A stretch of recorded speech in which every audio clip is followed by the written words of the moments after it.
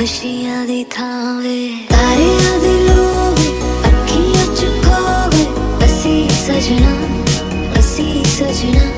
एक दूजे विच खो गए इश्क ते हो गए असी सजना अंबरा दे हो गए बदला च सो गए असी सजना एक दूजे विच खो गए इश्क ते हो गए असी सजना